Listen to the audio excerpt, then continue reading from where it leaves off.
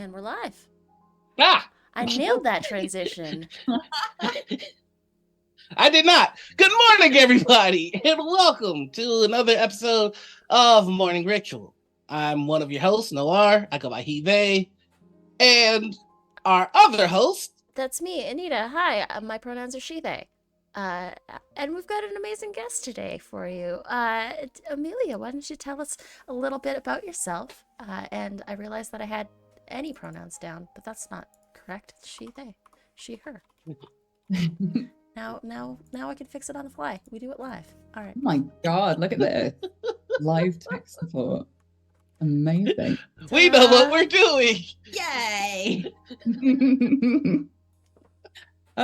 Yeah. Hi. Tell us a little bit about yourself. Hi there. I am I'm pretend to be other people for a living. I'm a voice actor, mainly for video games. And I'm the narrator in Baldur's Gate 3. You might also know me as Nyrissa and Wendoag in the Pathfinder games, the Siren Queen in Sea of Thieves, Malady in Divinity Original Sin 2.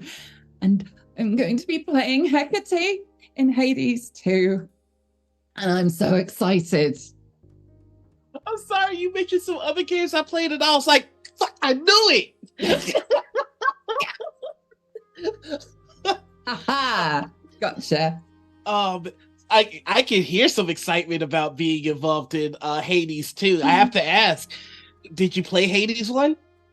I played parts of it. I didn't get to play all of it, but yeah, I played parts of it and absolutely loved it.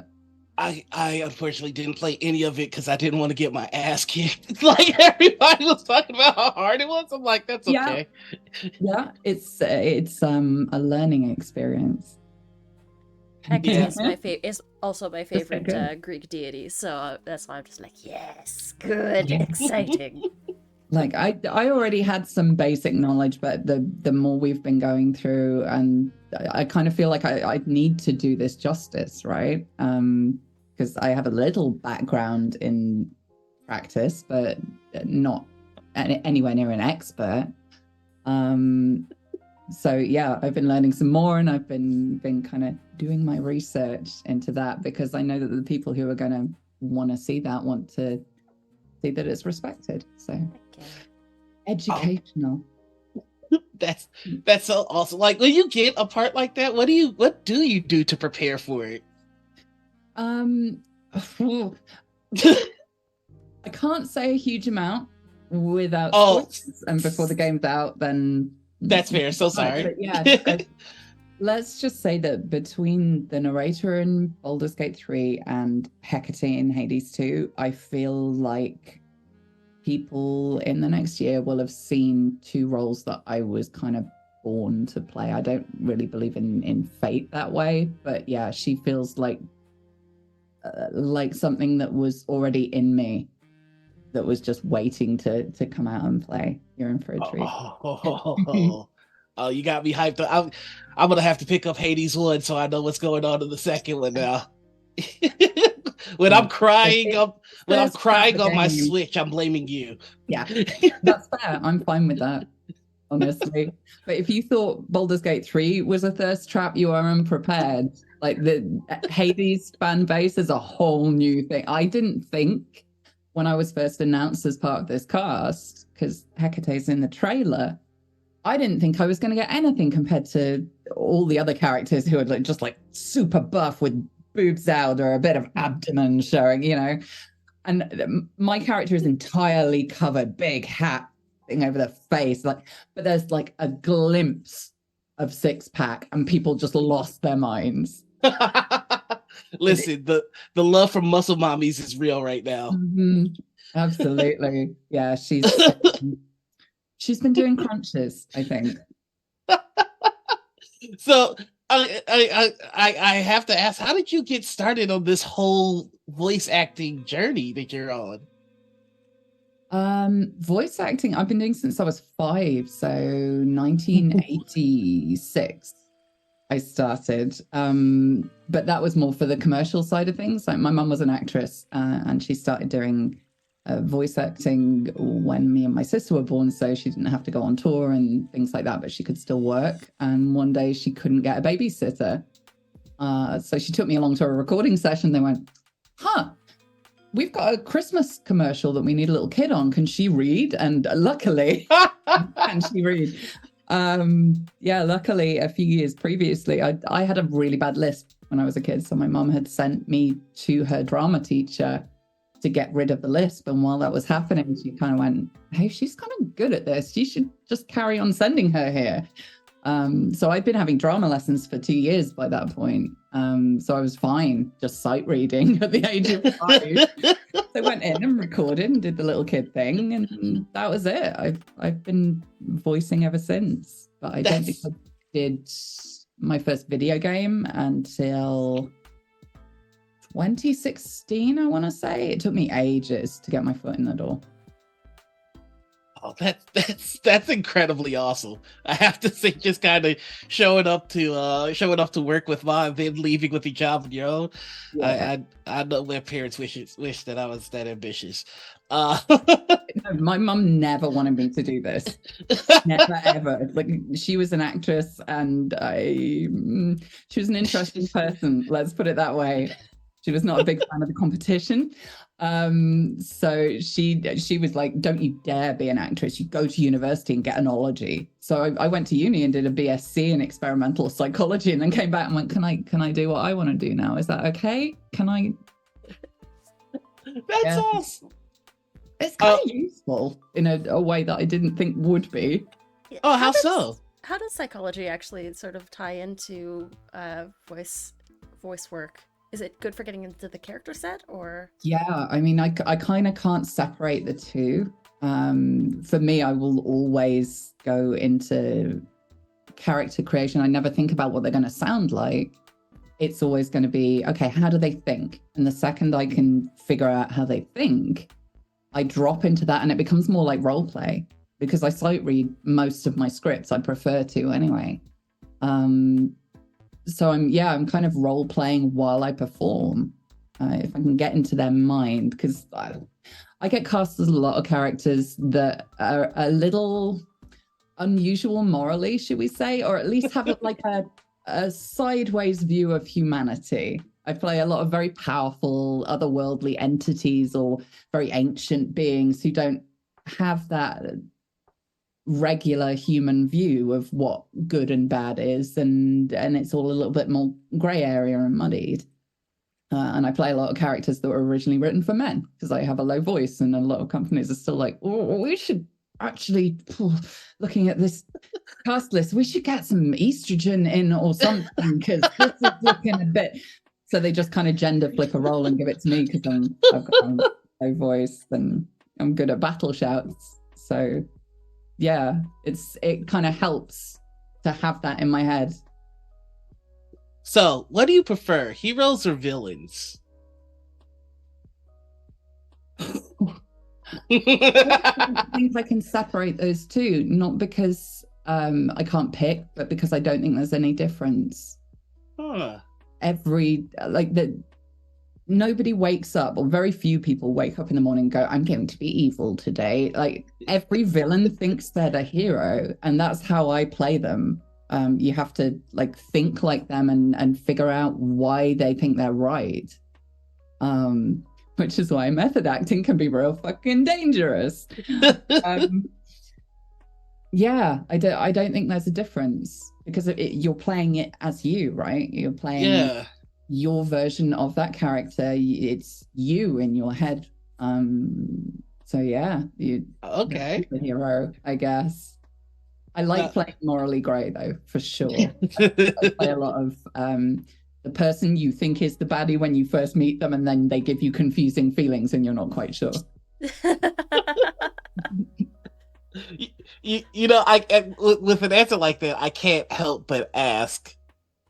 And we've had some audience members ask us to ask this of you. Who did you first romance in Baldur's Gate? Well, I have only just started my run, and I'm playing as Dark Urge. Okay. I'm playing Violet Alabaster, and she doesn't realize she's Dark Urge at all. They're just naughty thoughts that she has occasionally. And And I really, Nanny is always telling me just to ignore that, and it's not real. I don't have to do anything. And the dead tiefling in the camp is just a weird thing that happens. Oops. Definitely doesn't have Gail's hand in her pocket. I went into Baldur's Gate 3 with no idea. I didn't want to choose who I would romance. I just wanted to see what happens. And the second Shadowheart showed up and started showing her anything resembling approval, I suddenly realized that she'd never had a friend before. And she's just like, I will do whatever you say, anything you say, Shadowheart. I mean, whatever. Like, there's this clip of her, like, if you want to go cliff diving or just stab a bunch of orphans. I don't know why I just said that. Like, she is full of the gay panic right now for Shadowheart, and she has no clue what's going on. Like, I don't think she's got enough social skill in there to understand why she feels the way she feels right now. But I'm very much looking forward to it. I love that you have your own voice for the character. That is just so freaking cool. Well, I kind of like, it would have been so confusing, right? Because I'm streaming it, and there's my natural-ish voice for the narrator. If I was just talking in that would be super confusing and far less fun. So I'm playing a co-op campaign with my partner, Jay Britton. We're playing brother and sister, Violet and Lucius Alabaster. And they're the most dreadful upper-class twits to ever hit Faerun. It's just, they should not be allowed. They must be stopped. What class did you pick? She is a ranger. I'm thinking of maybe multi-classing her with druid a bit later on, but we will see how she goes. But I've never played a ranger before, and I'm really enjoying the sort of, I made a bird. She's enjoying that. Druids are so damn strong in that game. Well, I'm playing a straight up druid in one of my offline campaigns, like roll a dice as opposed to BG3. So I'm playing a Circle of the Shepherd druid centaur, who is incredibly socially. How did I describe her? A hoofy, socially anxious Snow White. Animals are great, people are weird. That's kind of her whole vibe. Apart from, as we discovered a couple of weeks back, when she gets sugar in her, which she'd never had before because she grew up in a forest, and she ended up at a carnival and had some cake for the first time. Apparently, that unleashes her fey side. And she's suddenly full of confidence and mischief and thinks it's great. But the crash is going to be painful. When and what time do you stream? It's all been a bit jiggly. Yeah, that's the word I'm going with. I'm adopting that term for my scheduling as well. It's just jiggly scheduling. Yeah, because we're in convention season right now, and there's a whole lot of other stuff going on. But my next one is Tuesday at 6 p.m. BST, so that is 1 p.m. Eastern, 10 a.m. Pacific. Nice. Okay. Yeah. So we're hoping to get at least one per weekend, maybe two, because we're really enjoying it. Comment from chat is that animals are great and people are weird. Exactly. And it's really fun playing a character that is technically very, very strong, but is socially out of their depth. I've really started enjoying playing characters that allow me to just babble or shut down and be like, ooh, I don't know what's happening. It's a lot of fun. So are you still doing actual plays? I know I had the pleasure of playing with you with some fine folks over at Modiphius, Sam. So I was just wondering if you're still taking the time to play at the table. Hell yeah. Yeah. I mean, not as much recently as I have been in previous years, just because things have been super busy work-wise. But yeah, just like last week, was it? Me and a bunch of people from Black Hats Gaming played a zombie one-shot where we all played as ourselves. Susie was GMing. It's brilliant because we had to roll our characters up at the beginning of stream on stream, and you have to grade yourself in different areas, and then everyone else gets to give you input about how you've allocated your scores and whether it's realistic or not, which is just the most amazing read. But yeah, we were in the zombie apocalypse, trying to help Susie's plane land at, where were we, Heathrow or something, while avoiding zombies. That was great fun. I got to play a tiny bit during the Baldur's Gate 3 D&D show, but only a teeny tiny bit. We ran out of time, so I only got to make it through one round of combat, but I would love to play a character like that again. Oh, heck yeah. Susie was talking about how excited she was during our Tuesday game. She's an amazing GM. I can't remember if Susie has GM'd me before. I've seen her GMing. Can't remember if she has or not. But holy shit, she is such a fun GM. Really good. Really, really so good. Yes, and she's a good role player, and like she's just a good like collaborator, which leads to being a great GM. Yeah, I love that in a GM, that feeling that we're all in this together. Like, it's not one person running a circus and we're all just trying to figure out what you want us to do. It's very collaborative. That they're my favorite kind of people to play with, whether they're GMs or players. Just somebody who's like, let's see what happens, and you just follow the fun. Yeah. Sam in chat is saying that you better get her to GM you again, just to be sure, though. I think you don't have to, because a sample size of one isn't enough statistically. I think we need more to play with. Yes, yeah, I can agree with that. Any day. Any day.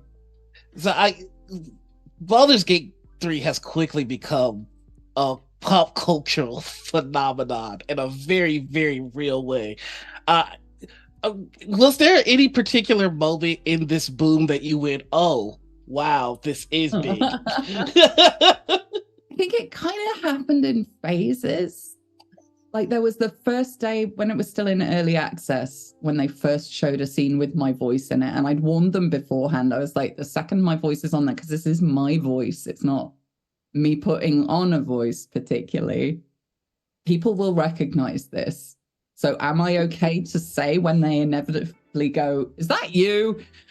Am I all right to say that? Like, the second that scene aired, my DMs were pointless. My whole Twitter just spontaneously combusted. So that was one of them. And I was expecting like a load of kickback, because you know what the internet can be like, especially a woman in a position of such power. And back then the read style was very kind of sexy, smirky as well. It was before we'd kind of tinkered it a bit. So I was braced for the worst onslaught of God.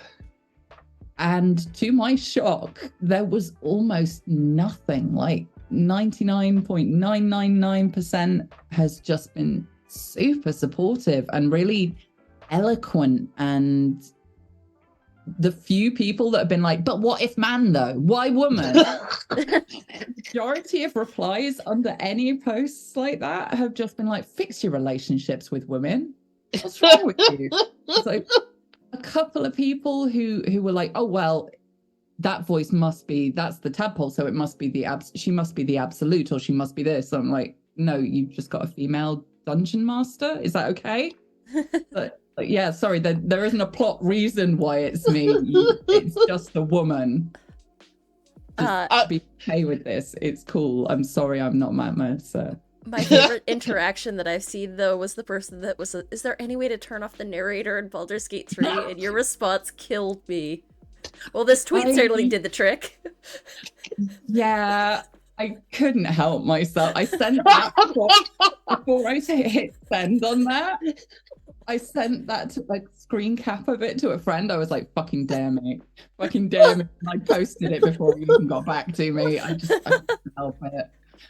Just And then bless them, they got really, really worried. I don't think that It was I like don't the think start that of they some realized you would vengeance actually campaign. respond, right?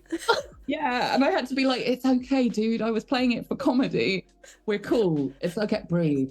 Breathe. I'm not sending the dogs after you. It's all fine. And I don't think Oh. people are used to that level of interaction on the internet. I think that's part of it. Like, I think they're used to if somebody's got a problem with you on the internet, they shout at you until you go away and stop existing, or they cancel you or something. And I've never really, that's not my vibe. I would always much rather just like have a joke and just be like, it's fine. You can disagree with me. I'm okay with that. Oh man. Yeah. I did not see that interaction, so that just I'll that send that you a hit recap. It was real that fun. hit me raw right now. I Okay. felt bad for their notifications though, because a lot of people enjoyed that response. Oopsie. But you know, just mentioning this, you kind of put a thought in my head that I didn't even consider before, which is I was talking to you before we went live about how I've got family members that are like that are basically jocks that are playing this game and hitting me up with messages like, how do I get spells back?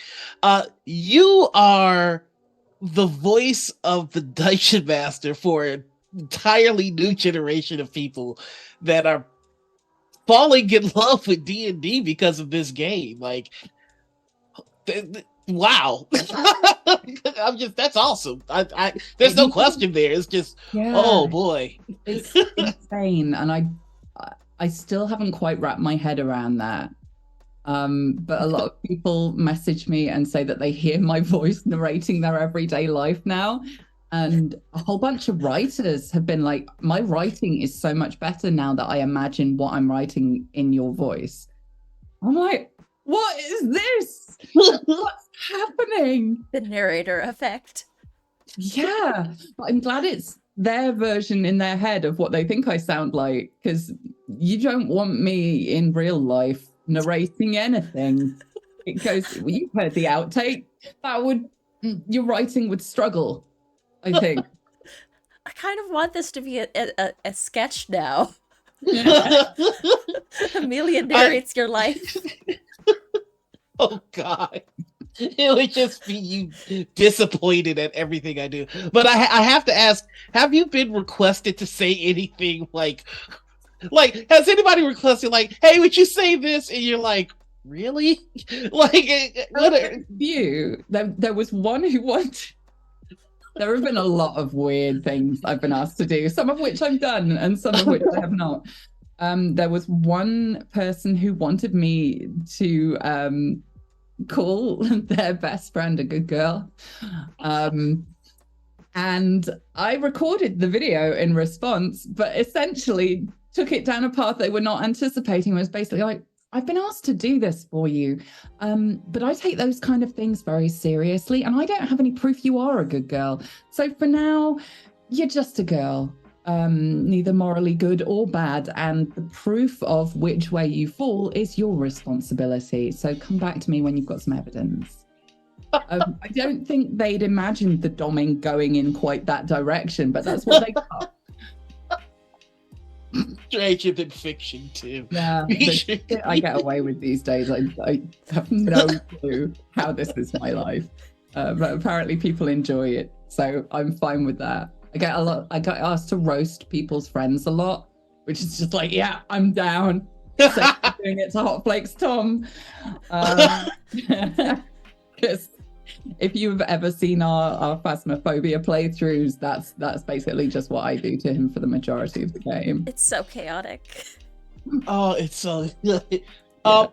So naturally, I'd imagine folks are asking, like, well, somebody's got to ask you to GM a game at some point. Like, you are the voice of the Dungeon Master. It's already happened. Like, it was floated for the D&D game that we did with High Rollers. Originally, that I should be the person to do that, and it would totally have made sense.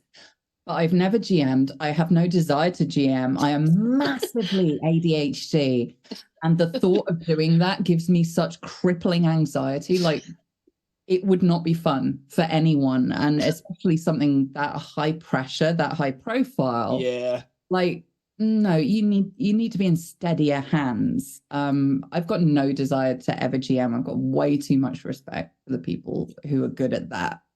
Whoever attempt it, and it's not what makes me happy. Like, I don't like being in control of a story like that. So I've kind of felt I felt like I was letting people down a bit by not being the GM that they wanted me to be, not being able to fit into that role. And it also meant that I couldn't really play along with the others because I don't have a role in this. So we found a way to make it work just for a little bit. But it has made me want to play a lot more and play with a bunch of different GMs and different groups. You know, I've got the thirst back now. I'm so glad to hear that. And if in a perfect world, if I could have my wish, I would love for you to have an origin character in like a Baldur's Gate 3 expansion, maybe. And if that were to ever happen, what would you want that character to be? I mean, I think I'm already playing her, aren't I? Yes, yes, the Dark something to play Violet. For real. Because that's just a weird character I came up with when I was doing online role play with my partner. And we were like, I don't know how all these keys work. I need to make a character that is inherently flawed and dumb and out of depth so that you can just be like, no, you silly little thing, come over here and teach me how the fucking controls work while role playing. So the idea of that becoming a useful thing, because people seem to be really enjoying the streams, I would love that. Or just put me in the next game. It's fine. Yeah. I don't mind. We want more. We want more Yeah. of you. We want more Baldur's Gate. It's an easy combination. There are questions that I ask everybody that comes on this show. Do it. And oh, no. And I'm very excited for your answer here. So I'm just gonna get into it. There is a war in the TTRPG space right now between people that see these as storytelling tools. You take them, you roll them, you get the results, and then you move on. But there are others who see this as their forbidden candy, and that they must put them in their mouth and crunch. No, I cannot. I spent too much money. And they're too pretty. I've got so many dice. I am addicted. They are more than just, this is not just a mechanic. This is not just a mechanic. That thing over there that is full of dice. These in here. That's what's up. Let them know. That is not the collection of somebody who is merely using this to tell stories. It's a different kind of addiction for me. It's an artistic addiction. Yes, so the sides of the war are stop the crunch. People are like, hey, don't put these in your mouth. That's a dental hazard, a choking hazard, and you don't know where they've been. And then there are people that crunch crew. They're the ones that say forbidden candy must nom. So what side of the war are you on, Amelia? Stop the crunch side. If you don't know where your dice have been, that feels like a personal issue that you need to address. I would personally not crunch something that costs me that amount of money and has a high shine surface. What you do with your own dentistry is none of my business, but if you try to crunch my dice, I will end you. Oh, yes. Stop the crotch. We got another one. Yes, there's been a lot of people. It kind of sounded a little bit more like crutch on your own time. Yeah, you can do whatever you want with your. I'm. That sounded a little bit like crunch. Here. Like crunch if you wanna. Just don't crunch mine. Don't inflict your crunch upon my dice. It sounded like a third option, Noir. Basically. one moment, Amelia. I need to talk to my co-host for a second. What the fuck are you doing? we I'm- we we have a stop the crack. I need this. We had Sarah come on the show last week and put my favorite colored dice in her mouth. I need Oh. this. No, never somebody else's. Never without permission. Oh no, she didn't put Very my important. dice in her mouth. She asked me what was my favorite color, and then she found dice of her own that were my favorite color, and then as as an act of dominance, put them in her mouth in front of me and looked me dead in my eyes while she did it. The sustained eye contact really was something. I didn't sleep a week Kind that of night. therefore, I was not prepared. Like, I told you this I mean, war doing is serious. anything with prolonged direct eye contact is so aggressive. Anyway, that must have been very confusing for you. Are you okay? I'm recovering. Hype Goblin you? is a Are you, menace though? and must be stopped. I need to not put doing that, send that to okay. Sarah. Less with the crunching and more with what happened there. Yeah. That moment. People come on this show and we ask them this question. Most of them are reasonable, like I don't like crotching, or I don't mind if other people crotch. But then you've got the menaces that come here with an agenda to put dice in their mouth right in front of me. This is why they must be stopped. We must destroy Maybe them. adapt it to not just putting one in your mouth, but how many can you fit in your mouth, and then it becomes a different. That's chipmunk cheeking. Mm. There's a term for it. Yeah, it's chipmunk cheeking. I think that is actually Oh, one of my the head just- one of the factions, if I'm remembering correctly. Yes, it is. My This head war is just very serious. presented me with the idea of rolling at the end of that, and it was awful. I'm glad I've got aphantasia. I don't want to see that. Right? Oh. Well, thank you for answering. We'll put you down on the stop the crotch side. Oh, will you? We'll just have that marked down. Put me right directly on the dividing line, just looking, going, what the f- is going on here? But we do have follow-up questions. There is Putting a things in my mouth. well, we are doing a late night show later. No, no, there's a punishment question for people that crotch, and then there's like a nice, easier question for people that don't crotch, and that's the one that we're giving you. So, Okay. Mila, you are the God Emperor of all things TTRPG and video games. I'm changing it a little bit for you because you're a voice actor. Any 3 things you want to happen, you snap your fingers and it automatically happens. What God. 3 things do you do to these spaces? For tabletop? Tabletop and video games, your choice. Ooh.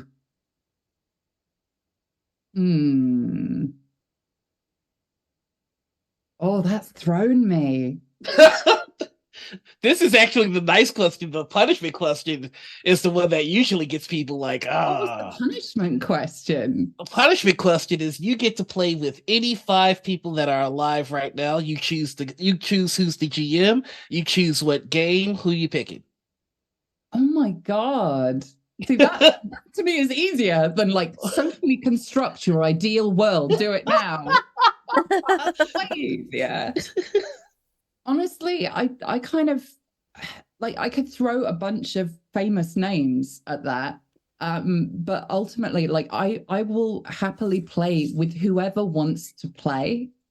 Like obviously there are well-known companies that I would absolutely adore to work with, and apparently that's public knowledge now because I can't say shit on my YouTube comments anymore without that getting back to the whole community of Critical Role. Jesus Christ. I made the mistake of replying to a comment and being like, I would love to play Ruby of the Sea if they haven't got somebody. And that apparently is a thing in their chat. That now. would be so awesome. I would love that. I would love that. I'd love to like even just a non a non-broadcast campaign with that. Like they seem like huge amounts of fun. And like Dimension 20 do an amazing, dude, like there are so many companies, and I don't want to just name check famous people, Oh, it's fine. But You like ultimately- honestly, we get like Vin Diesel and The Rock like all the time. Two answers then. Firstly, just my Saturday crew, the people that I already D&D with on Saturdays. We've got such a cool group, like Hot Flakes Tom, GMing, Jay Britton, Susanna Grace, Doc Rimbo, RPG Yeah. Aw, Webby, Doc's Kate great. Madison. That is the most fun group of people, and I never want to stop playing with that lot. They're just amazing. Yeah. And secondly, I would love to play with a bunch of people who are maybe a bit older and have never played before, because I get so much joy. We have a similar thing with the D&D show for BG3. Like there were 4 people in that room who had never played D&D before, and they fell into my favorite stereotypes of players so easily. Watching them discover that, I love that. So I would love to play with a whole bunch of people who had never played before. Like if Judy Dench has never played D&D, I would love to play with somebody like that. People who've never got to open up role play in that way. I don't know, she might have played D&D. Oh, D and we still. Dench. D&D. I would play a barbarian or something, just charging, smacking things. I would give all the money in the world to see Judy Dench at a table. Right? Oh my god, I want the dames. That's it. Dame campaign. Dame Just campaign. Judy Dent, Maggie Smith. Who else have we got? Like, Oh, like Maggie. I feel like Maggie Smith would be the troublemaker at the table. I don't know why. yeah. Dames What? and Dragons, Dungeons and Dames. I don't know. I That's want already this to happen now. But yeah. We still have the other question in the back though that's looming on What would I you. change? 83 things. Dave's playing games, Like you're right. socially? Like change how though? How are we talking? Okay. Like So- changing the kind of people or changing the environment or So you could do it could be anything. So one of the examples that I like to use is, let's say there is a gaming company that has like let's say that you want all the money that like Final Fantasy gets to go to an indie that you like, or Right. you want to make it so that there are mandatory subtitles on everything, which there should be. Okay, Or one. anything Okay. like that. Two for the video game world. One, I would love for production to move away from Los Angeles, not just from a selfish point of view, but I want authentic accents from around the world. I want people, and that kind of ties into my second one. Please stop casting white people as everything. I've lost track of the number of roles I've had to turn down in the last couple of years. Just like, I am the wrong ethnicity for this character. Please consider authentic representation of this kind of person. Have you heard of this actor? Please let me introduce you. Yeah, I'd like to see more authentic representation of places and people in the space. I don't know if that counts as 2 answers or not. No, it's only one. It's very funny that you brought this up because I just recently watched Gods of Egypt. And you know what there aren't any? Egyptians. Oh no. That's awkward. It stars Gerard Butler, famously Egyptian. Yeah, famous Egyptian Gerard Butler. Did you not know? Ah, that's awkward. Yeah. It's taking a while, I think, for that message to hit home, and it takes actors as well being brave about it. Like, I've been in a recording session, like the first recording session for a character, and they put the character art up on the screen for the first time, and I'm like, that person is black. I would not. No, I can't do this. I'm sorry. I know this is going to mess your schedule up, but no. Okay. I appreciate that. Thank you.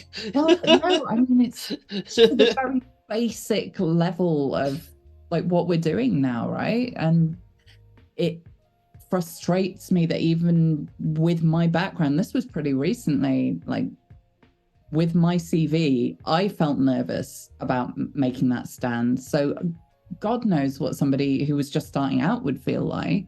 Yeah. Like standing up for what you think is right in this space takes bollocks, and it's frightening because I've never worked for that company again because I put them in an awkward situation in front of one of their backers. But I don't care. I don't want a job like that, you know?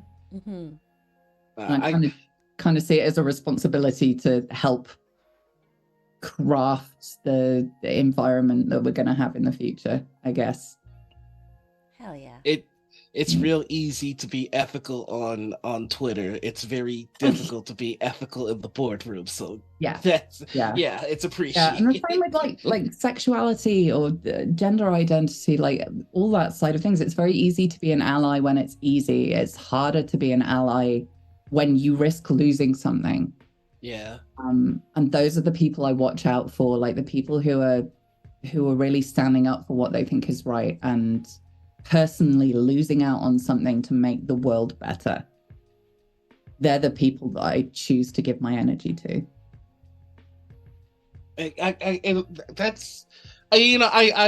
I've had conversations about this, and there are some people who've maneuvered in such a way where they can afford to take a stand without risk of losing anything. And then there are the people that, you know, don't have the privilege of being in that position. And the thing that I've always wondered, and I'd love your perspective on this, is do you feel that moving in such a way where you're able to take those stands without losing anything is as I don't want to say valuable, but is as meaningful as making those stances when you don't have that privilege? I don't know if this question came across clear, but that's That's what I'm asking. I get what you're saying. I'm definitely still losing. And in some ways I'm losing bigger, but it's less significant, I guess. It's because when you're just starting out, you think, oh, this could be my big break. This could be the only chance I get. Whereas I'm pretty confident I'm going to be able to make rent next month, you know? And I say that like it's a joke, but it's a genuine concern because I'm never on a contract. So I don't have any guarantee of ever making any money. We don't get a percentage from Baldur's Gate 3's success or any other game. Like we don't get that like they do in the movie industry or the TV industry. So when the game's over, it's over. Yeah, residuals aren't really a thing for video games, are they? No, not at all. I've heard of one where residuals were involved, but that was because the company was a super tiny indie and couldn't afford to pay the actor up front. So they were like, hey, what if I take a percentage? And they went, oh, okay. And then it was just a huge success, and that was fantastic. But that's not the standards at all. So I guess you're losing different things.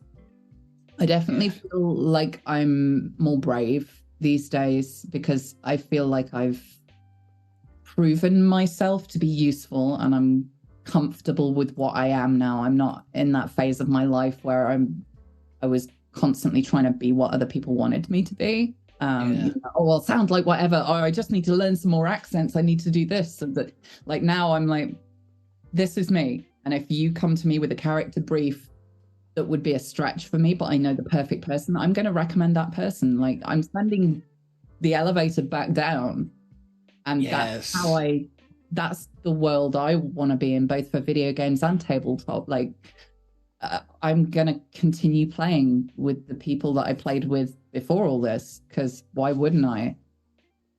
Those are my people, you know. I'm bringing them with me.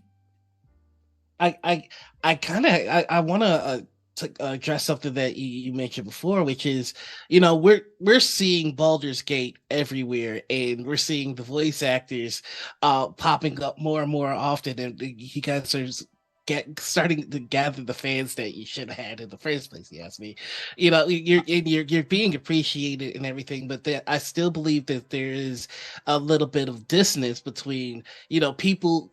I'd imagine people seeing you being more visible and everything may translate that into thinking like, oh, your lifestyle must be like this. Yeah, there has been a lot of that. Like, I think it comes from like that old Hollywood thing, right? Of when there was a separation, a very deliberate separation between the normal people and the famous people. And over the years, that's slowly been eroded, maybe not in the healthiest way of like, let's go through their bins and find out their secrets. But now it's slowly becoming more acceptable to see people like that as people. But it takes them being brave. Like, I know a couple of us in the cast, when all this happened, were advised by certain people to be quiet about our sexualities or our ADHD or anything like that. You know, don't talk about your partners, that sort of thing. And that's very old Hollywood, like essentially manipulation tactics of like the most number of people must want to fuck you and think they can at any one time in order for you to make sales in whatever it is you're doing. Like, that's not what I want for my career. Like, not just from a like who's got the time, you know.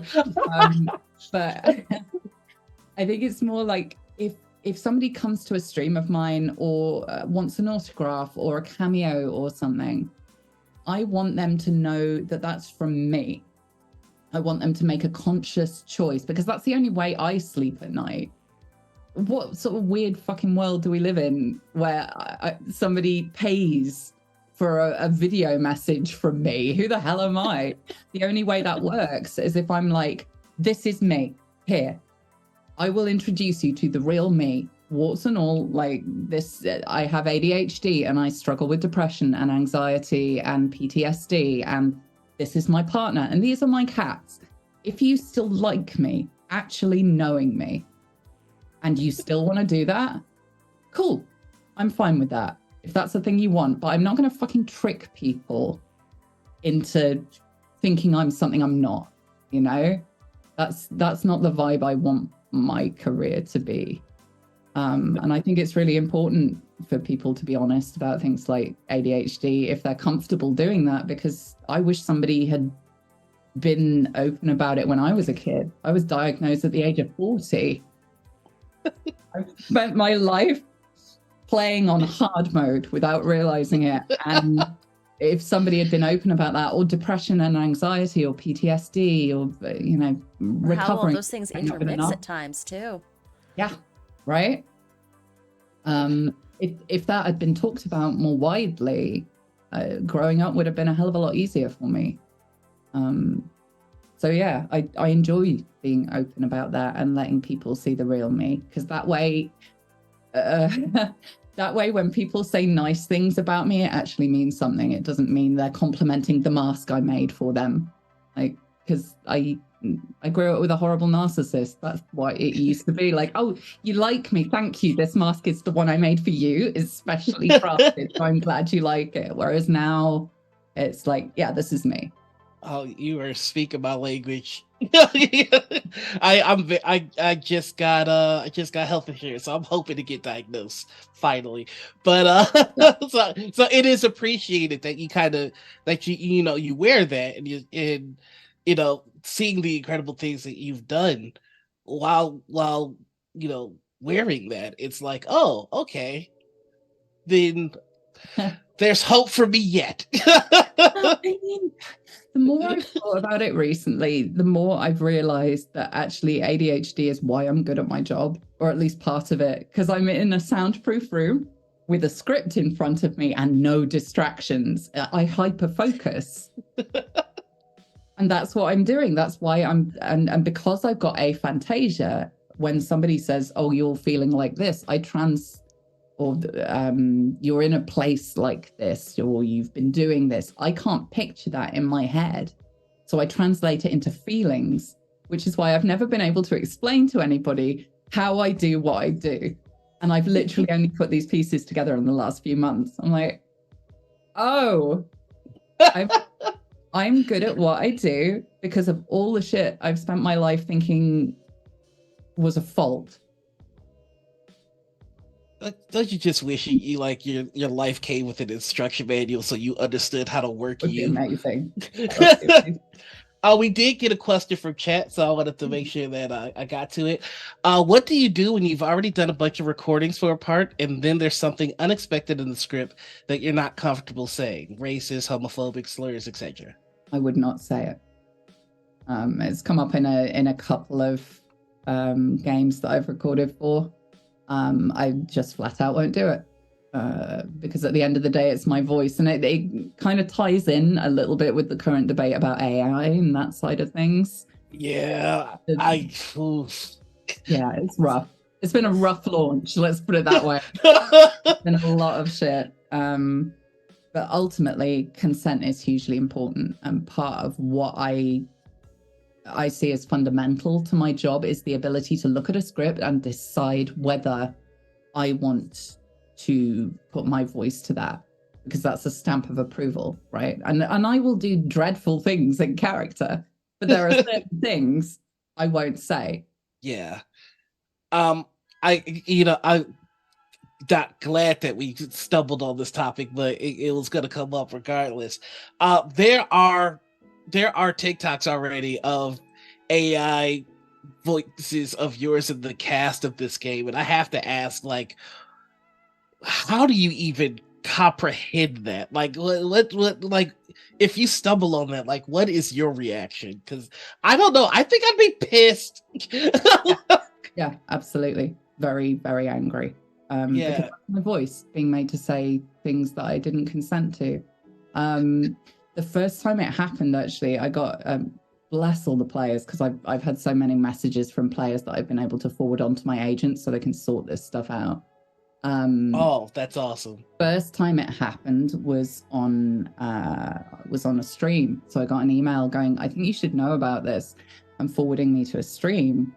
And they'd given chat control of these voices, and they were just typing out whatever they wanted to. So I got to hear my voice reading out rape porn live on air. That was not a good day. That was not fun. So that was how I experienced that for the first time. Oh my God. That is terrible. I'm so sorry. That one's down. Morals spring up. But ultimately, I think the majority of people who enjoy, not that obviously, but who want to use AI in that way or see it as an add-on to a stream, they don't even think about a person being attached to it. They're just like, oh, this cool thing. It's a cool voice doing cool voice things. Yeah, and they've never really been encouraged to see voice actors as people whose voices are their property. You know, if it was like superimposing somebody's face onto something, you would go, that's not cool. But somehow when it's a voice, it is seen as not mattering so much. And I think it would be very easy for us to get really angry about it and very confrontational and take everybody to court. Whereas really, I think we need to kind of be a bit more educational about it and be like, okay, this is why it's not cool. This is why it upsets me. It's not just about this is eroding the voiceover industry and taking away a lot of jobs. It's a consent issue. I don't want to hear my voice saying things I don't consent to. Like, I remember there is a TikTok of like Michael Jackson singing a song that like recently came out, and I was with Anita and I was just like, this just doesn't feel right. Like, it just it's just, I don't know, man. It just feels gross. Like, it's... Yeah. And certainly I can't speak for any other game, but certainly for this one, if you hear any AI of any of the characters in it, it is being done without our consent. We do not and have not consented to any AI use. And actually, the game doesn't own our voices for anything other than in-game use. Oh, really? Yeah. So it's not even like they could, like yeah, Larry and Kent. Yeah, they own our performances for that game, and that's it. Yeah, it's a muddy issue now. It's going to take like a big court case or something for this to all get straightened out. yeah, because we don't have the money for that. It's messed up. It's really messed up, and I don't think the people doing it are doing it for bad reasons. I think they're doing it for fun, creative reasons, but those things they're choosing to do have consequences, and it's not fun being on the side of it. No, not at all. I can only imagine. Like, I don't like to hear my own voice when I actually say dumb shit. Like, I can't imagine somebody being able to make me say dumb shit, because then I would be like, did I say that dumb shit? Yeah. Gaslighting yourself. My memory sucks. So it's like there's like a Noir AI that's just like, I love Pepsi Cola. I'm like, wait, no, I don't. I like root beer. What the fuck is why did I say that? So anyway, no, it's it's a dangerous, like slippery slope though, right? Yeah. Oh, my perfect defense is just having this voice. Nobody wants to copy it. So I'm good. Holy shit. Hearing that you guys own your voices and Larian only has control of what was used for the game, that brings to mind two questions, if I may. One, so was that little cartoon that they came out with, was that something separate? Because it did my heart a good. It made me... Yeah, that was completely separate. Yeah. And it's not just a Baldur's Gate 3 thing. Like, that's the blanket, usually, certainly in this country. Okay. Agreement. Like, they buy usage for that particular game. So they can't like just bring out a toy with your voice coming out of it, or they can't just use you for a million different things. Like they license for specific things. That was actually my next question. Yeah. Yeah. The cartoon needs to be a series. Let's It does! I know that Please! we're talking about making it live action. That feels like a colossal misstep to me. I think it should be a cartoon series. And they need to call me. Why wasn't I in it? That made me so sad. But yeah, it would make the perfect cartoon series. I don't listen. I will go to wherever Larian is and beg for that cartoon. I want that so bad. Yeah. And you got was just they did a great job on that. And you've got to have the narrator. Like, come on, you can't have it without. I think so, but I'm biased. Who knows what they were thinking? They're in Belgium, so you'll have to go to Belgium. I'll send an email. There we go. I'm broke. So I know you probably get asked this all the time. I should be better than asking this, but I'm not. Who's your favorite character? Oh, that is a tricky one. And this is going to sound like a cop-out answer, but bear with me. Okay. Because of my role in this game, I have voiced the narrator for every single character. And most people who've only done one playthrough don't realize that there is a distinct narration style for every single character. So if you're playing as Dark Urge, you will get a completely different narration style to if you were playing for Shadowheart, say. If there are specific choices that are only available to Astarion and you're playing as Astarion, that will be a different narration style. Same with Gale, same, like all of them versus have their like your generic Tav. Yeah. Yeah. And even then, if you're playing a Tav who has a Hellish patron or a Fey patron, say, the lines that are for checks involving that patron are a distinct narration style. Same as when the tadpole in your head tells you something, that's its own narration style. that's when it gets a little close mic and a little smirky, because like nobody wants that in a D&D campaign, right? Like any tabletop, that's the cardinal sin, telling your players how they're feeling or what they're thinking. So in those moments when there was actual manipulation being done, we wanted it to be a very knowing nod and a wink and like a distinct vocal style that's like, we are aware that you have had your choice taken away from you, and it's okay. This is deliberate. Breathe through it. It'll be over in a minute.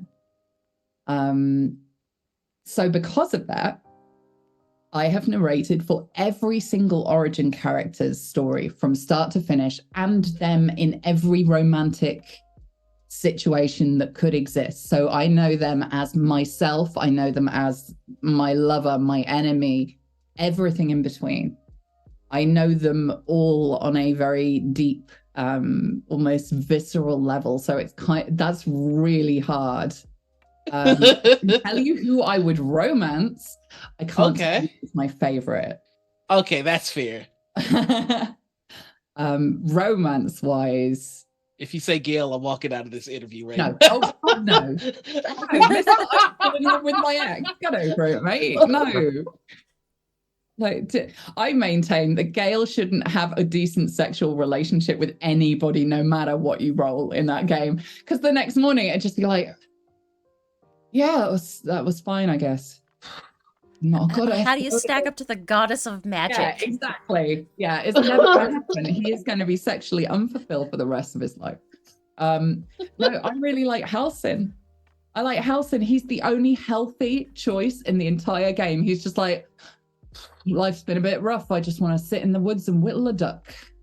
He's so wholesome and still filthy, and I like that combination. I go Karlach. That's the second choice. Yeah. You would. Something between those two. I will say, for anybody that picks the Guardian, something's wrong with you. Something is wrong with you. I am judging. Withers. Let's do it. Withers is amazing. That voice, my God. So good. Yeah, so good. Somebody's got to mod the game. So that you could romance Withers? Yeah.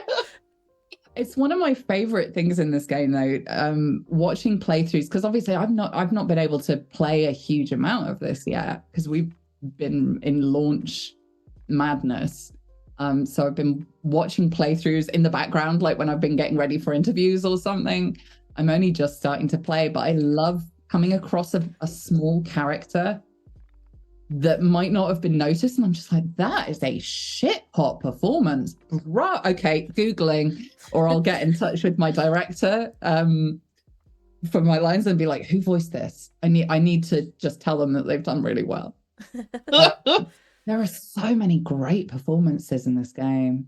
Yeah, I make the joke every time I play, which is everybody put their whole foot in this. Like there's nobody cops out. Like this.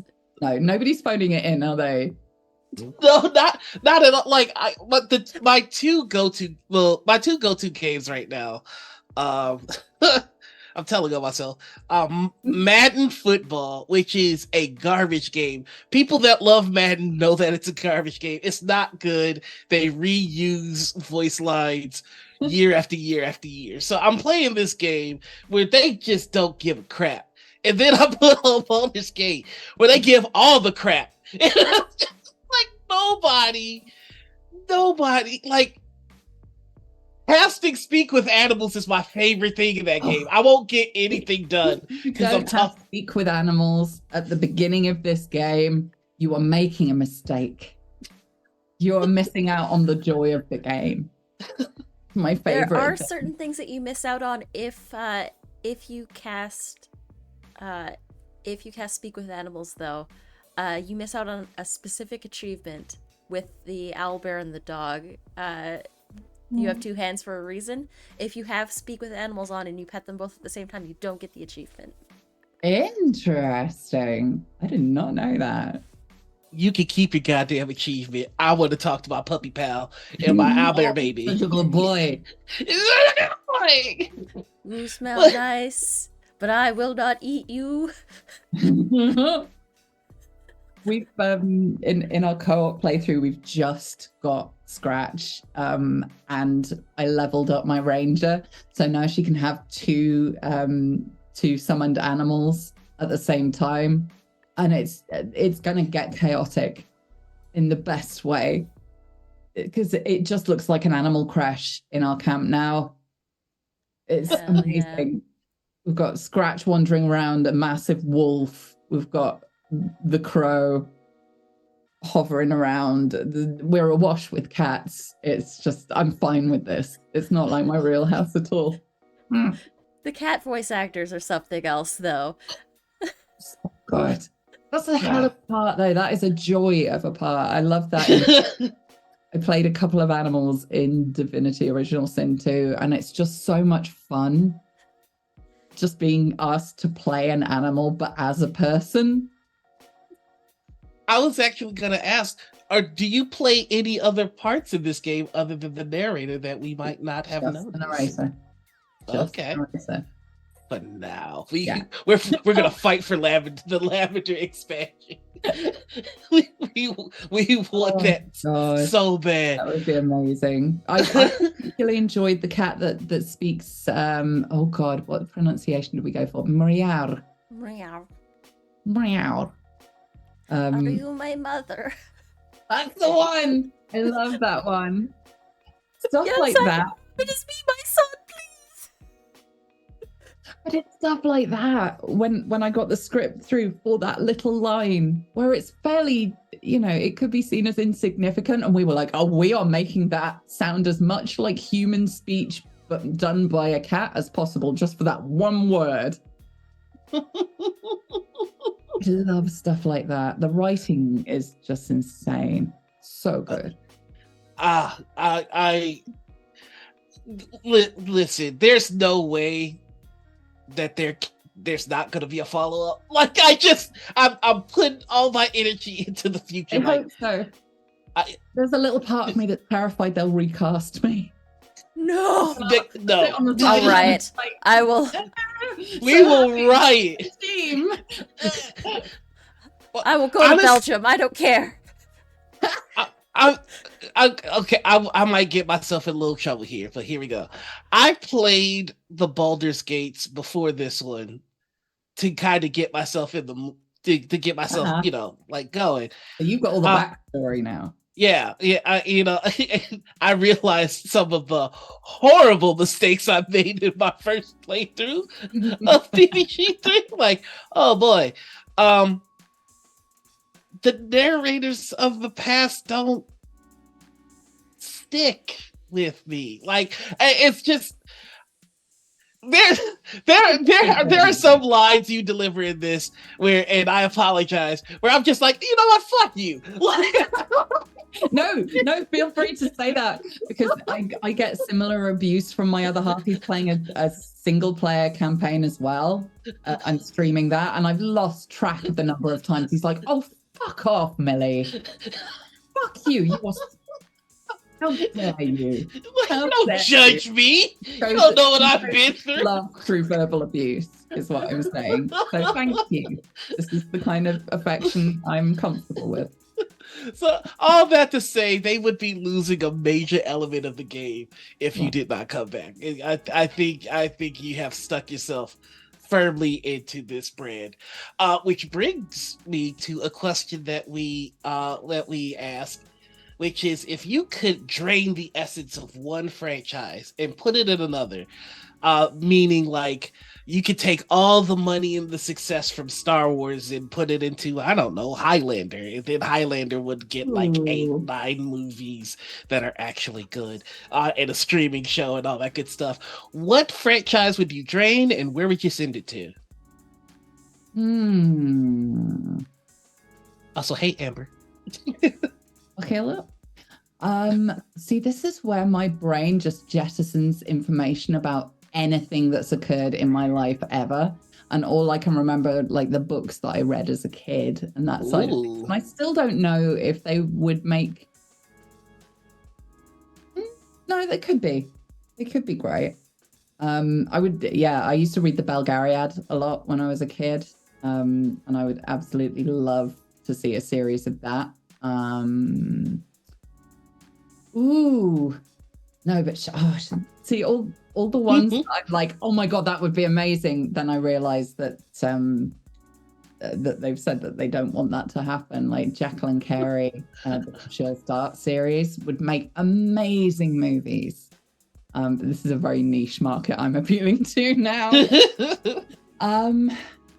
I had a choice at a bookstore once between the Kushiel Start series and the Sword of Shannara series, and I chose Shannara over Kushiel Start. That's fair. That's fair. That shaped me. That was one of those key moments that shaped me as a human being. Yeah. Like the Anne McCaffrey books, now that they've nailed with Game of Thrones how to do dragons, the Anne McCaffrey books make amazing good. show. Really expensive, but really cool. Dragon Riders of Pern. Yeah, that would be pretty cool. There are too many things. You can start on the other side of this question, which is what franchise would you drain of its essence, of its power? Ooh.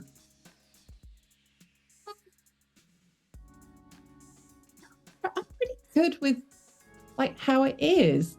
And I think before this year, I would have said like I would have taken it from anywhere and put it into D&D so that could have. But the movie was I only watched it for the first time a couple of weeks back because life is insane right now.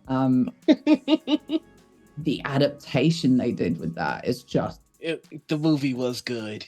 I was surprised by how good it was. Yeah, exactly. I was so worried going into it that it'd just be like, making something out of the thing I love. But it had clearly been made by people who played and loved the game. Yeah, like that moment where they show a round of combat in real time, and it's just like, yes, like, yeah, or getting the wrist using the gelatinous cube because that's how that works. Like, I love stuff like that. See the displacer beast? That's I was like, that's how it looks. Yeah. It was just so beautifully. Yeah. I love it. So I don't think I would drain. I think if anything, I would like them to stop trying to make live action remakes of things and consider other art forms. Consider a story that is original? Yeah, that would be cool. I'm trying to think of which remake doesn't need to exist the most. I'm looking at you, RoboCop. Again, I think we're getting into a really interesting era with remakes where they're starting to be made by people who are genuine fans of the thing. Yeah. Like they've seen enough remakes go horribly wrong, and they're like, "Oh, there's a lot of money in this. We should do it properly." Like the latest Ghostbusters remake, so good. Haven't checked it out yet.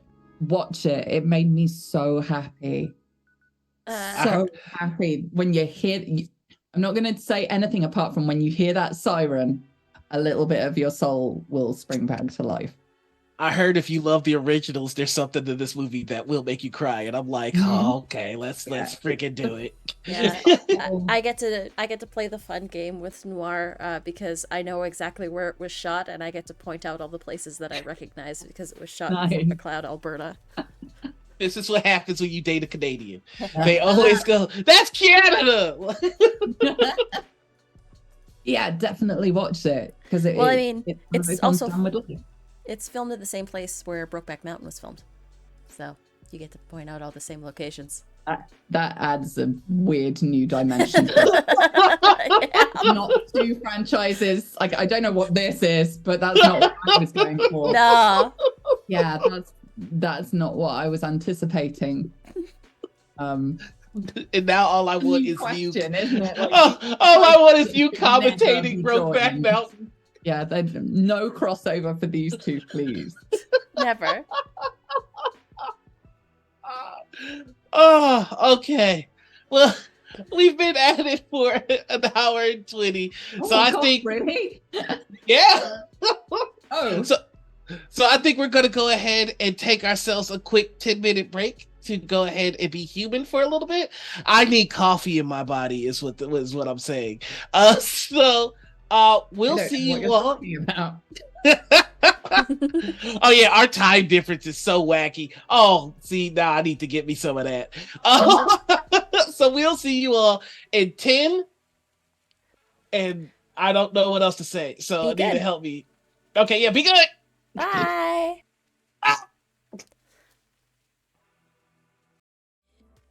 And we're back. You said 1, and then there was a lot of this, and I didn't know what that meant. This means about. Give it a Oh. couple more seconds. Yeah. It means that I forgot how to count. Classic 3, 2, 1. Ooh. Yeah. Kinda. Okay, now we're good. All right, everybody, welcome back to the second half of our interview. We call this half lovingly the Dark Roast. It's just more of the same, but we gave it a cool name.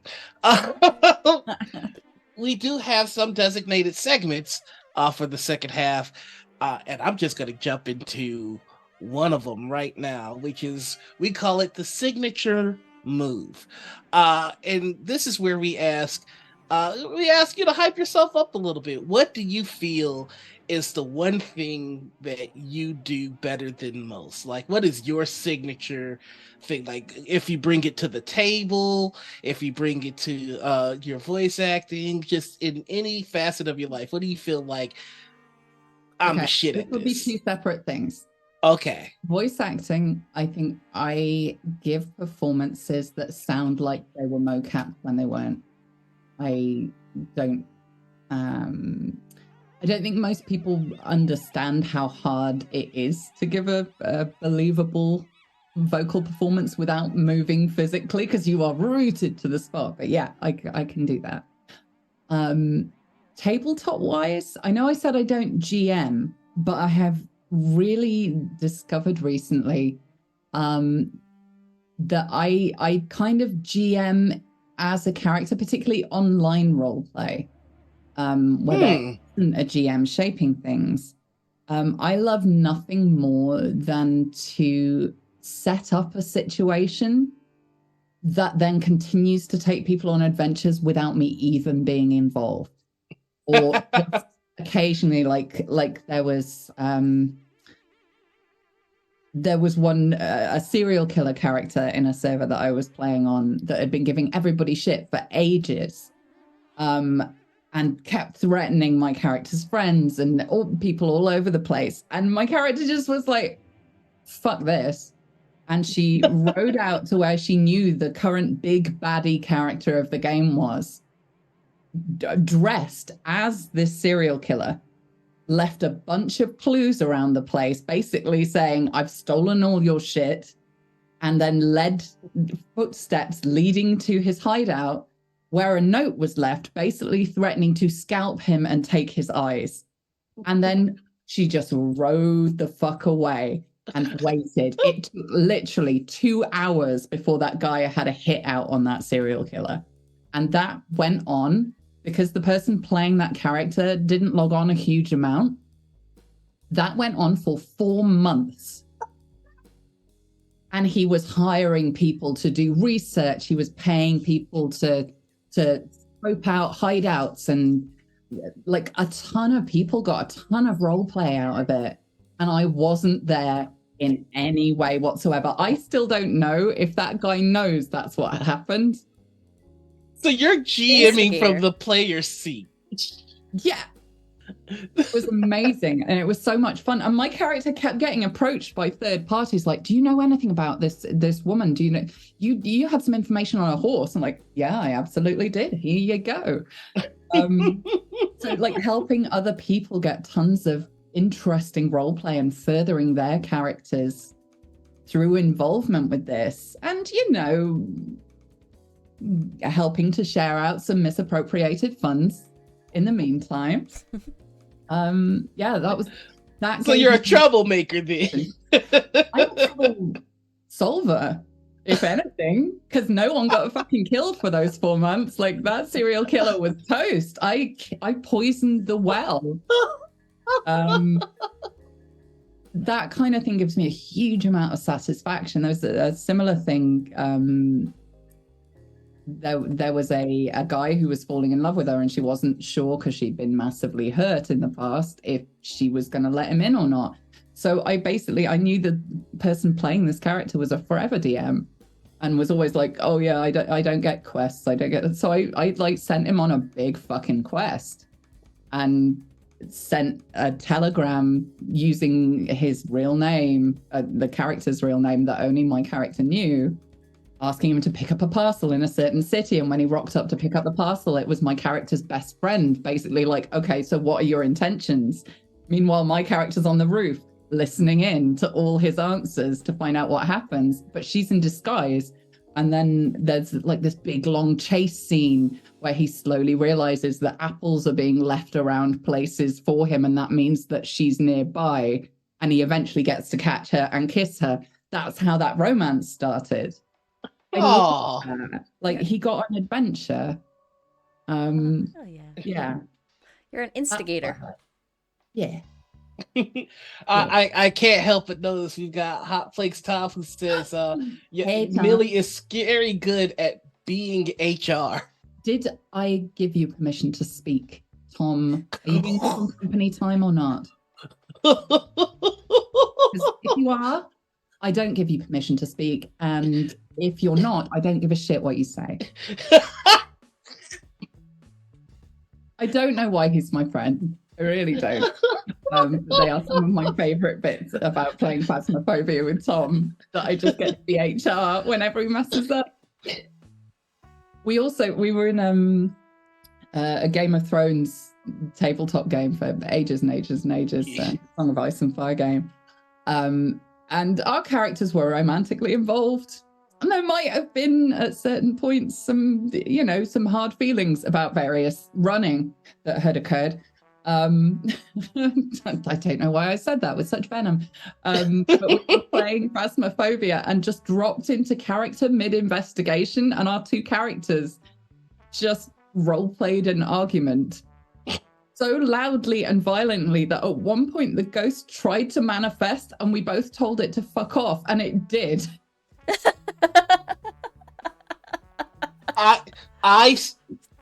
So I was on another game on Follow Black Cats, and I would always just sit in the green room and listen to the stories of this Game of Thrones game. Oh, it was so good.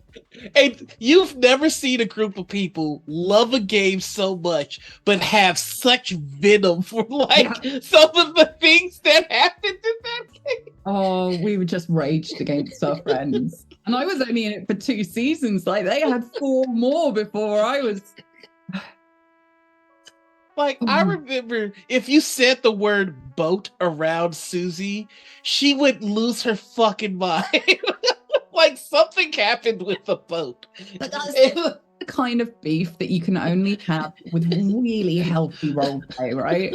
Like role-playing with a group of people that you get and you're all having fun and like everybody's on the same page. Like, my character hates you, but I love you. That's the kind of healthy fucking roleplay we want. We don't want please. We want everybody loving what is happening. That's Blood and Sand, right? Is the name of that show? No, that was the most recent one that we kind of false started that, and I think we've put it on pause for a little bit. Yeah. No, it's the previous one before that. Yes. Yeah. Yeah. Man, I just loved hearing about the stories, because it's just like, you killed my cousin, you fucking bastard. These are like After the fire, thank you, Tom. Grudges to this day, after the fire, yeah. These are grudges that will never leave. And I kind of hope that I reach the point, I've been saying this to V for a while, I really hope I reach the point where I'm an old lady, and for all of us, reality starts to bleed a little bit, and we're all going to be in an old people's home, just like, remember that time you got married and you killed a man and then held me hostage for 3 months? Remember that? And they're going to think it's real. The carers are going to think it's real. We're not going to say at any point that was tabletop. We're just going to let them believe what they want to believe. Oh God. I never thought about like what it must be like for other people to hear a group of tabletop players talking about things that happen at the game without specifying it. Yeah. Woo! Remember that That's a time wild- that you killed me and then trapped me in a sword? With I all the didn't people kill that you. held the You sword killed before your- me? You killed yourself. But it's stuff like this. This is why I love the people that I role play with so much, and why it's such a cool tool for friendships. Because you get to know your friends in a billion different guises, experiencing events that you would never experience in real life.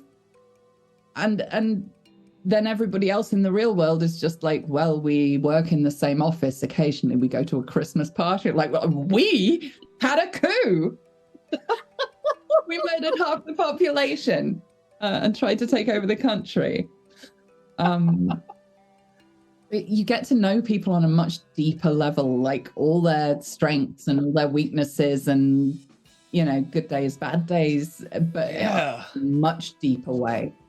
So when you like somebody that you've been role playing with, you like them. You know every element of them.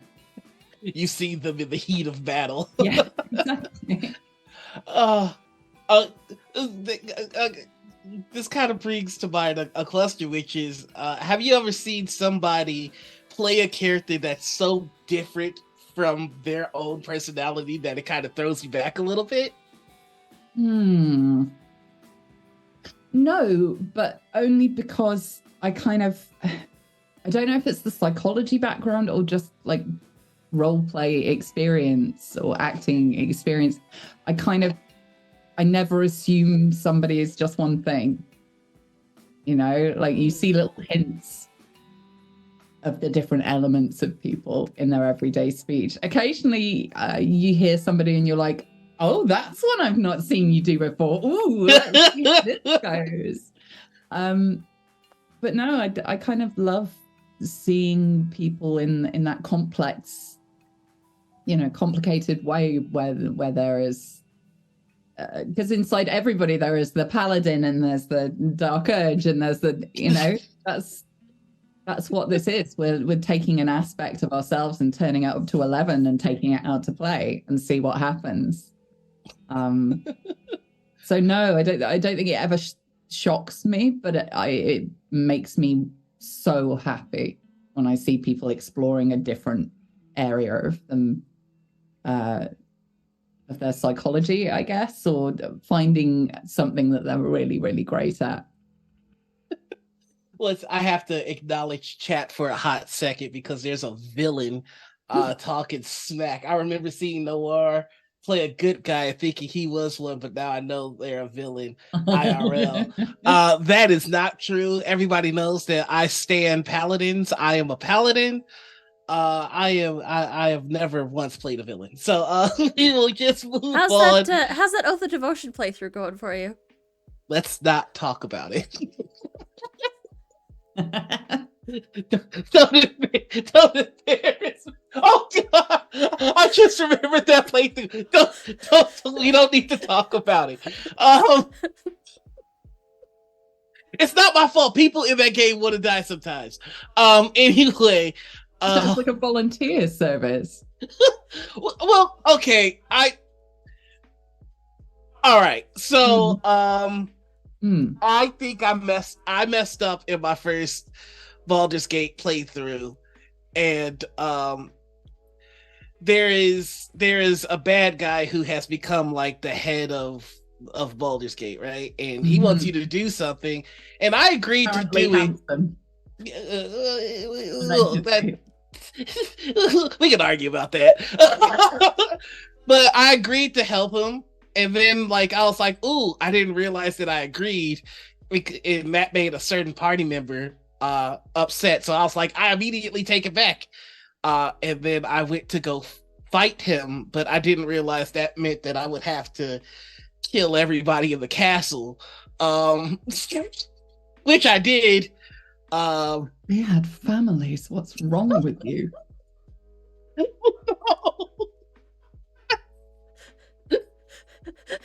It's even worse when the narrator tells you. That hit in a way that I did not expect it to. I didn't know. I thought I was just gonna fight the one guy, and then everybody's just like, "Oh, we gotta kill him," and I'm like, "Wait, no, I'm the good guy." And I accidentally robbed the bank, but we don't need to talk about my playthrough. Let's talk about something else. During the dark roads we had.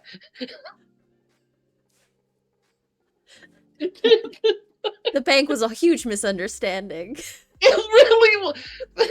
Yeah, bank schmank. It's fine. It's fine. It's just a bank. Like, there's a way to get to the bank. There's a way to get to the bank on the back end, and I didn't realize that was the bank. And so they're like, "Hey, get out of here. This is the bank." And I was like, "Oh, my bad." And I left. But I didn't realize I didn't have my party all tethered together. So they started attacking. Into a bank and then left them there. Well, kinda. I made it back in time, but I was like, "Oh, you're not about to attack my party member like that." So then I went to defend my party member. So people died, and then they pressed an alarm, and I'm like, "Stop! I just wanted to defend my party member," and more people came, and then they had to die too. And then I was just like, "Why do people keep coming out?" And I realized it was the bank, and I was just like, "Well, you don't want to waste it." Savings, but no, you just murdered them, didn't you? You just flat out murdered them. It's fine. Anita, you're loving Taking that this. money out to support Yeah. their family, but no. Yet you never broke your oath. I didn't. That's why I'm like, I'm still the good guy. I didn't. The Oathbreaker dude didn't come. I was That's a very large word to throw around like that. I So- love the second act of Baldur's Gate 3 because of the shadow vestiges. Because you get to hear little tiny snapshots, just a couple of lines about that person's life and what it might have been had they not been brutally murdered. I made it quick. I smite real hard. Anyway. Drac is saying that they played a Dark Urge run and Karlach changed him for the better. Nice. She fixed Drac while Noir got worse. It was Karlach that caused me to do these accidental murders. I don't want to hear it. We've got a second part of the Dark Roast we like to do here, which we like to call TTRPG confessionals. If you feel like you've got a less than stellar habit at the table, this is where we give you the chance to confess, and we will give you a penance, and then you will go forth, sin no more, and you will be free of the sin that weighs you down. I always like to exhibit the behavior we expect, so I will go first. My sin is that I hold grudges. If you have wronged me as a GM, I will remember it even when we're in a new game as players. I won't act on it, but I'll watch you. And that's not the best habit. You should forgive and forget. I don't. Smart to somebody's gameplay style, right? And they can't have wronged you that badly, otherwise you wouldn't be playing with them again.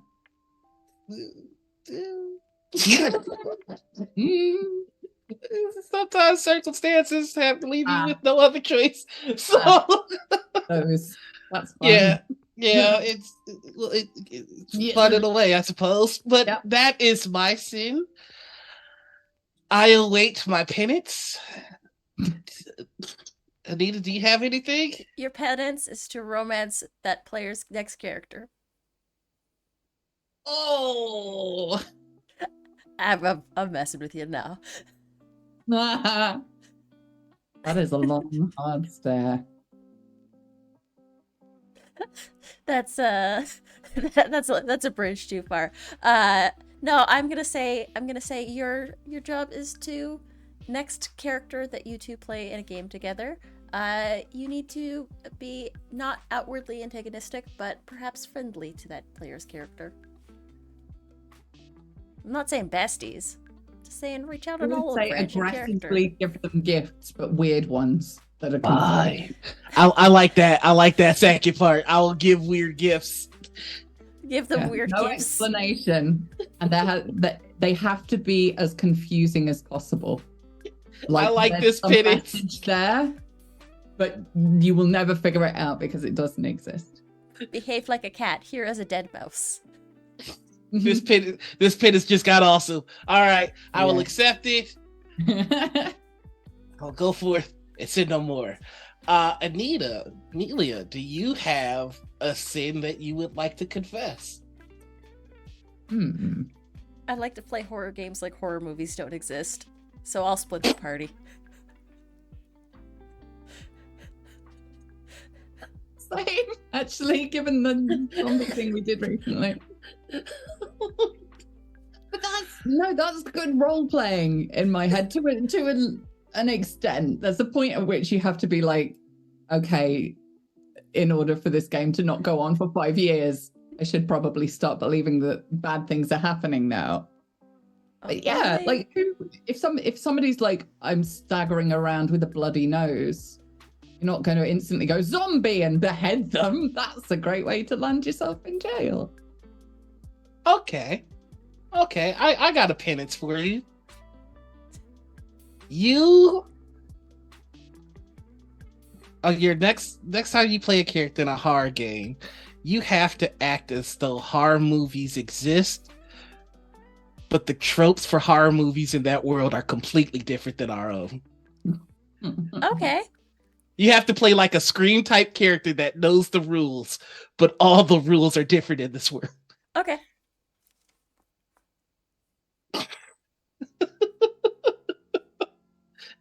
That actually was That pretty means much the my white first guys idea. die first. Yeah. All right.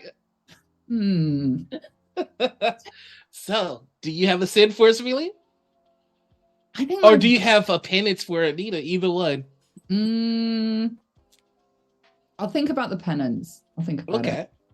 Okay. Sin wise, I think my biggest one is overthinking.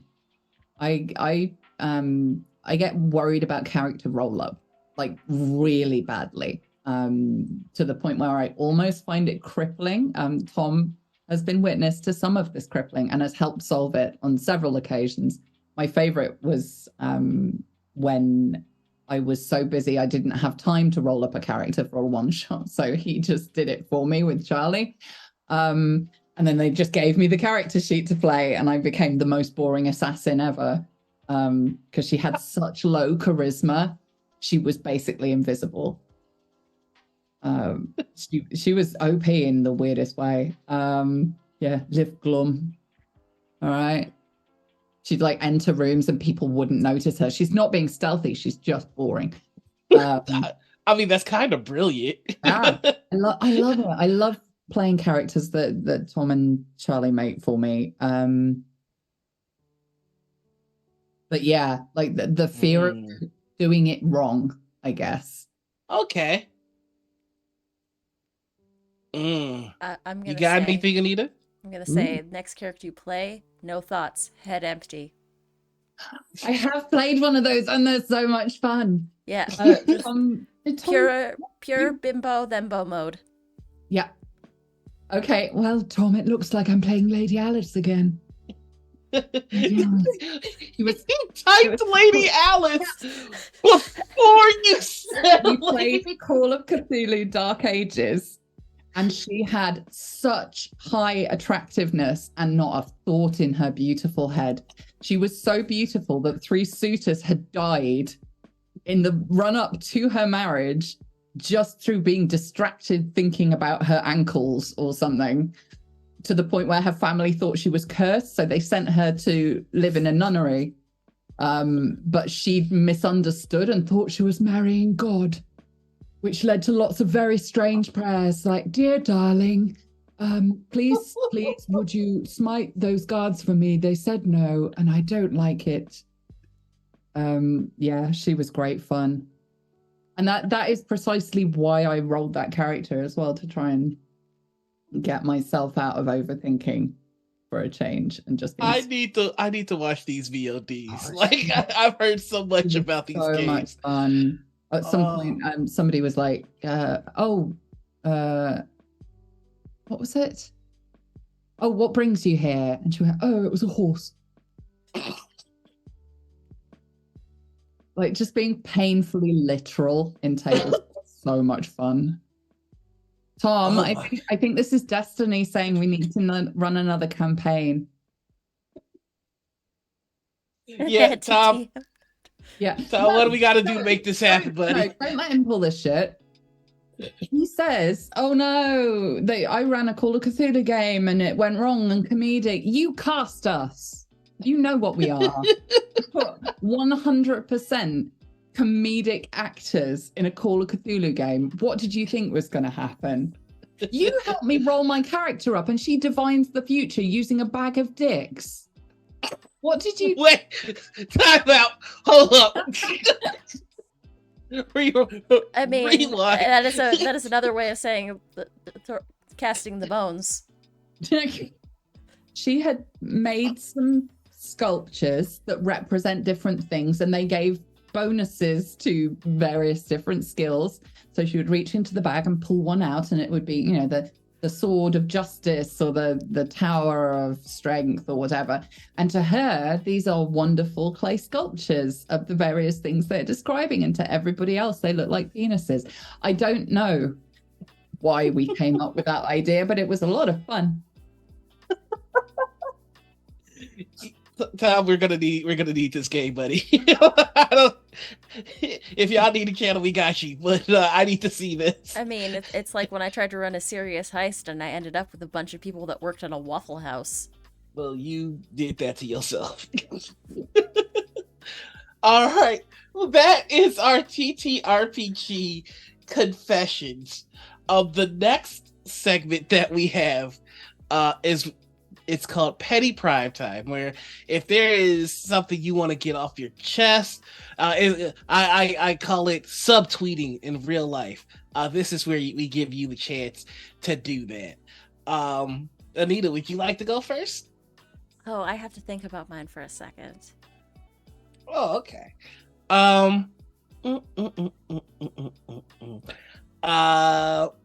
If you have something you want to get off your chest, Mila, you can. But other than that, I will go first. You go first. All right, here we go.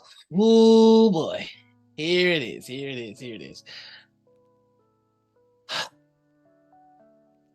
I think everybody needs to get off of social media for like a week, because there are a lot of people talking about world politics that don't know things about world politics, and they're doubling down on opinions that they don't know anything about because they're following what's popular.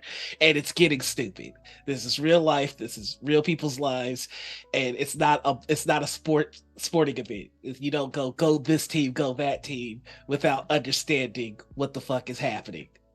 So it's seeing people treat real travesties, real tragedies, like flippant events, to be on a side. This isn't Team Edwards, Team Jacobs. This is serious shit. So everybody, let's just get off of social media for a little bit, breathe, remember to be human, and come back when we have some goddamn sense. That is my petty prime time. Okay, I got mine. If a content creator you like decides to take a break from something, don't bitch because the content that you like is late or delayed. Just, chill. Let people take breaks. Yeah. Healthy. To be applauded. Okay, mine's coming off inspiration from Noirs. Oh, let's go. I need people to understand what research means and to stop just regurgitating things that you hear on the internet as fact without checking whether that is indeed the case or not.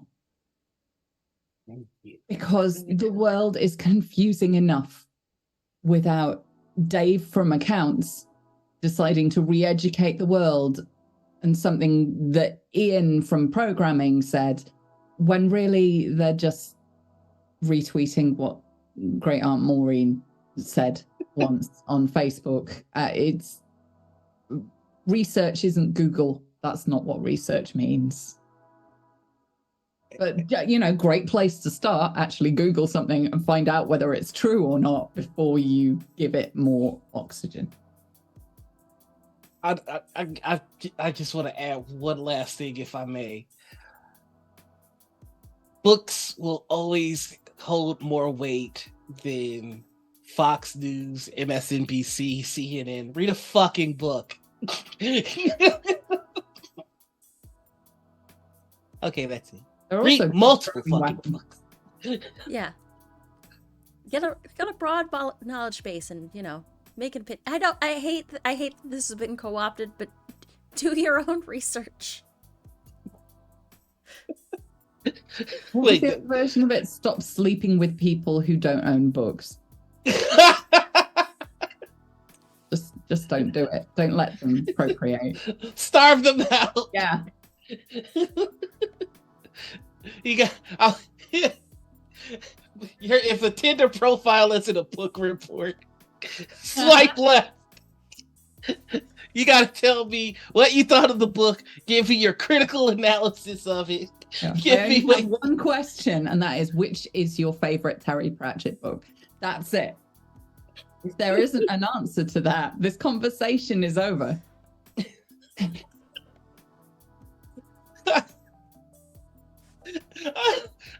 wondering how much better the world would be if we read more Terry Pratchett. No, if you can't date unless you have read a book. Just any book.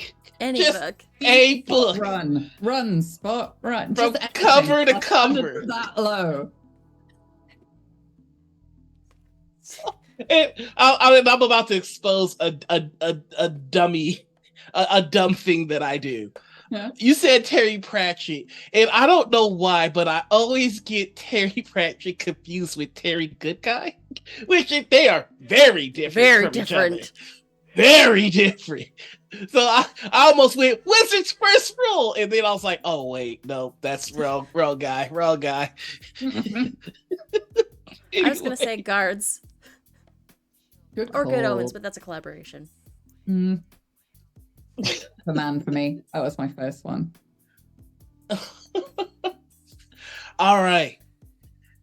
Now, we're the Dark Roast is dark because it's a little. We take a critical look at things, and this is the most critical. This is the question that we have asked almost from the beginning. If you've been in this space long enough, you've probably had the displeasure of being at a table with a that guy. A that guy is a veritable black hole of fun at the table. Somebody that if they were yeeted into the sun, your experience at the table would increase tenfold. So, Amelia, have you played with a that guy? Oh yeah. Oh, yeah.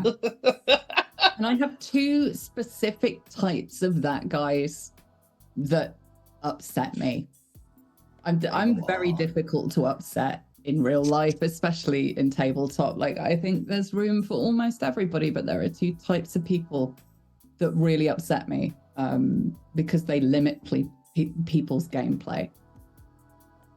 The first is I'm the only player in this game player. Where the idea of collaboration, of creating an experience to share with other players, is a foreign concept to them, because everybody else may as well not be there.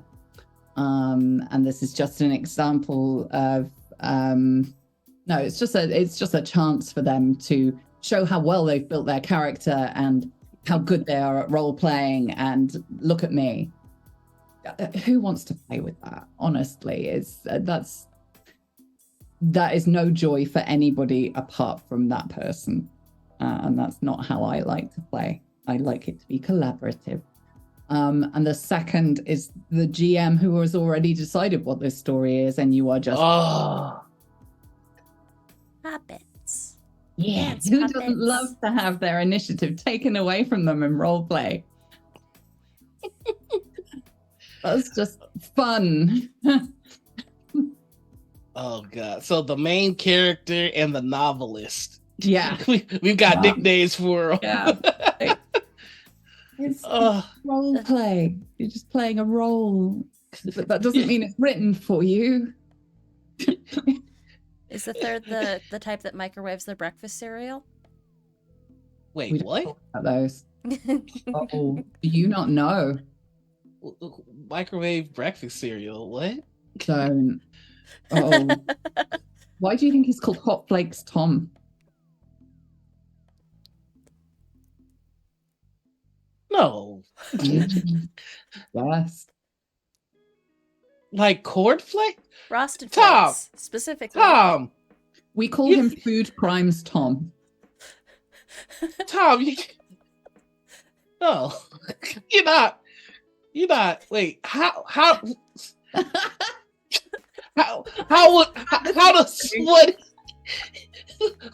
does one heat up cereal? Like, Yeah, Tom. How? You'd be the expert. I'm imagining Tom sounding like Anakin. Don't you turn against me! Like, Chat. Amazing. you're not microwaving cereal, right? Right? Somebody say right. Somebody say psych right now. And to name yourself Hot Flakes, to wear it as a badge of honor. You put the Frosted Flakes in the bowl, then the milk, and then you put the whole thing in the microwave. That was an interesting noise. Yeah. Play Susie and Charlie. No. Then- Continue to do it. I feel straight up violated right now by this knowledge. This is worse than when y'all told me the truth about sea otters. I didn't tell you the truth about sea otters. You did your own research. Yay! It wasn't a buddy. game. They're fucking killers, man. These sweet little sea otters just murder people. Still better than ducks.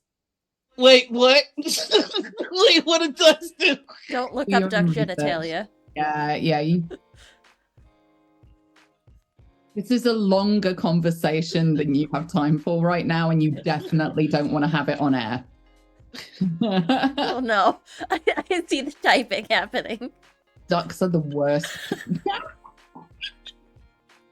Ballistic penises.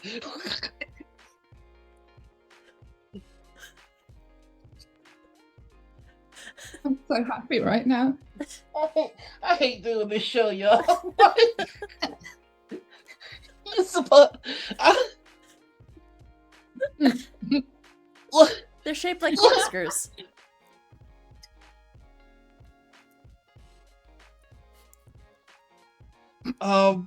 The last segment of our show. We've actually got one more. Remember, we introduced one last time. I can't. Ballistic penises. Why is it called that? No, I'm sorry. Go ahead. Do the show. I've got reading to do. So the second to last segment that we do on this show is something called that Noir introduced last time, called TTRPG Commandments, where if you have a rule that you would like to introduce into the TTRPG space as a commandment, let it be known. And here are the ones that already exist. They can do damage with their penises. Sorry, I'm all over the place right now. The first commandment was given to us by Sarah, aka Hype Goblin, which is everyone at the table should be just as invested in other people's story as their own. The second commandment, one that I came up with, which is the perfect table, is one where no one person's joy is more important than anybody else's. So this is, oh my God, they hurt. Sorry. Oh, I'm breathing as I love on this pain. I love ducks so much. They're so cute. Oh, you wait. You won't love them for much longer. So with that said, would you like to add another command? You're reading, I can see it. Because it keeps getting worse. Yeah, it's real bad. Ducks Put are it dead. down. Put it down. Close the Some tab. things are better Close the left tab, you're not unknown. ready. Okay. Realization is only going to get worse. Trust me. Okay. Minimize the tab. Commandment. It's gone. Commandment. Thou shalt create fun interactions with players less experienced and confident than you without relying on the GM to make that happen. Ooh. Invite people to be part of your scenes. Invite them to do things with you. Yeah, I like that kind of leading by example kind of thing in tabletop. Just showing somebody, because the role play side of things can be really daunting, I think, for new players. Oh, that's a really good one. Like, not just showing by you doing it, but actually pulling them into a scene with you. Heck yeah. All right, we've got 3 commandments on the board. And they're really good ones. I like the first 2 a lot. Yeah. Oh, I'm recovered. I'm recovered. Okay. Yeah, it will get worse later, though. I'm gonna. Don't tell me that, because what I've read right now, not great. No. I now know why they're called ballistic, and it's a lot. It's a Mhm. lot. Oh, those poor lady ducks. All right, so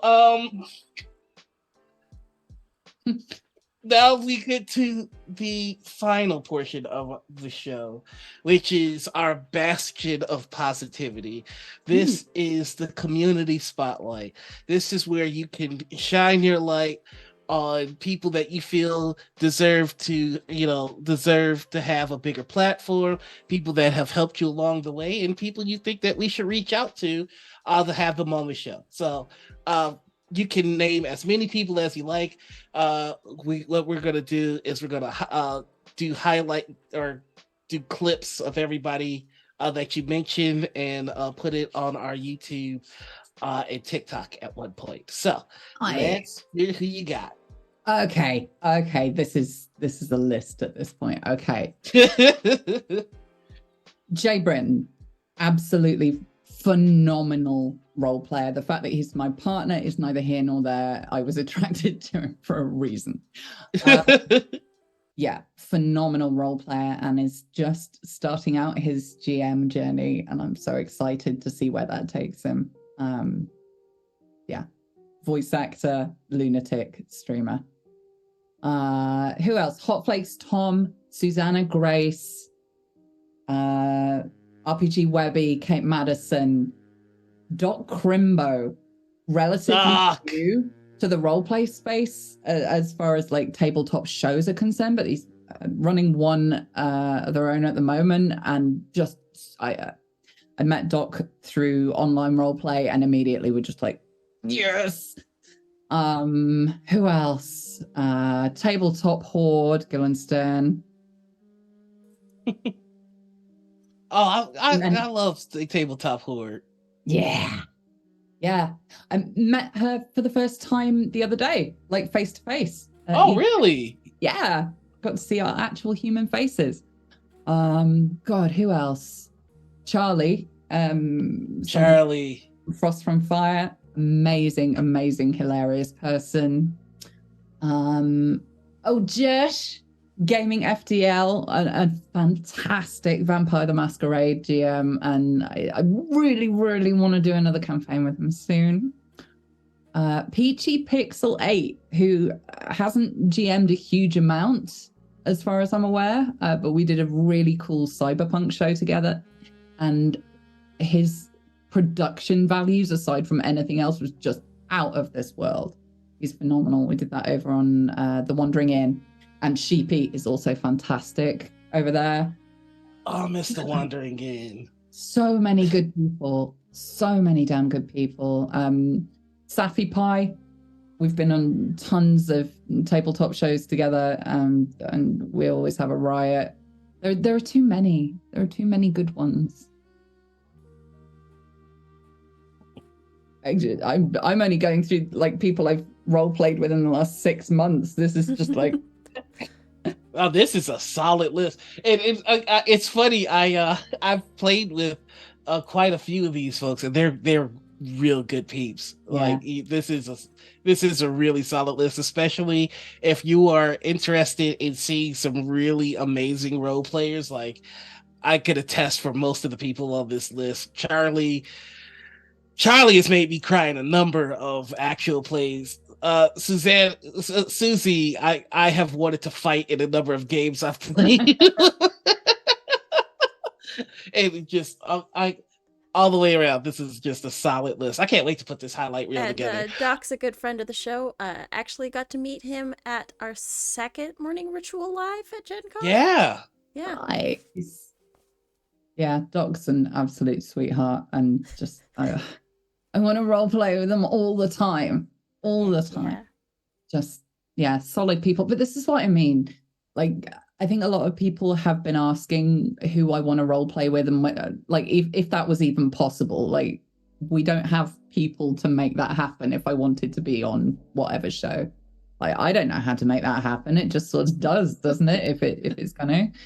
But my people are my people. These. I might meet some other folk and role play with them as well, and that would be cool. But these are my people. I found them. Heck. Absolutely. I for one though think it'd be really dope to see you on Critical Role or Dimension 20. So I would love that. If anybody knows anybody who can make that happen, hell yeah, I am down. But ultimately, like day to day, these are my peeps. That list. Hell yeah. So And I will happily role play with them until the end of time. When you find a party that works together, that's magic. You don't want to fuck that. You don't split the party. You don't. Well, that has been this episode of Morning Ritual, y'all. Thank you all so much for watching. Thank you, Amelia, for joining us. I've been one of your hosts, Noir. They. You can find me nowhere. Mind your business. Don't perceive me. Anita, tell the 5 people where they can find you. Hello, everybody. My name is Anita. You can find me everywhere at Panita. I'm also the channel runner and founder of Critical Misses, so you can find me here on Morning Ritual. And on Sundays, you can find me over on Indoor Adventures channel for an Apocalypse Skis game with this guy next to me and a couple other really cool people. On Tuesdays, you can find me over on Modifius's channel with a few folks that Amelia just mentioned, like Hotflakes Tom and Susanna Grace and RPG Webby, playing Star Trek Adventures. Other than that, we've got a brand new show starting up on Thursday called Tidebreaker Resurgence. If you want to check that out, check it out on Thursday at 7 p.m. Central Time. Do the thing. And Amelia, where might we be able to find you? You can find me in this room full of guilt because I just realized that I left Jonathan Fry off that list. And that is Jonathan's so good. Oh, good. We So love one whole Yes. Jonathan Fry. Yes. Definitely don't have beef with him from that Game of Thrones game. Revenge is coming, Don. Just so you know. The revenge was initially leaving him off the list, but this was only a warning strike, so Right, that's this why is you brought just him back a off. shot across the bow. No, seriously, Jonathan is amazing, y'all. Yeah. Incredible. Where can you find me? All over the internet with various different names because I'm old and apparently I'm in a constant tug of war for social media handles with a teenage gymnast. It's Amelia. But you can usually find me by Googling Amelia Tyler. Come follow me on Twitch because I just started my Dark Age playthrough and it's chaotic AF. I just Look- threw down your link tree into chat Why, so people thank can you. follow you around. Low key, right after this, I'm probably gonna eat a sandwich and go back to my Dark Urge playthrough. Do it. Hell yeah. So much fun. And then the narration genuinely is my favorite. It's so different. Very rarely get all bestial like that and just growl at people. Hell yeah. Listen, Tom, I'm a little torn, buddy, because I'm still shook about the cereal thing. So, like, thank you for being proud of me. It's just gonna take me a minute to get back to get back to where we were. Then you'll But remember the duck thing and you'll go back into that research. oh no, God, I forgot about it. That's okay. That's what I'm here for. All right. On that note, we're gonna head out here. We're gonna go on a raid, everybody. I think we're gonna go send some love over to Game Nights, G Game Nights. They're playing some Dungeons and Dragons right now, so let's go say hello to them. Thank you all so much for stopping by and hanging out with us. But until next time, everybody, the ritual has concluded. Bye. Bye.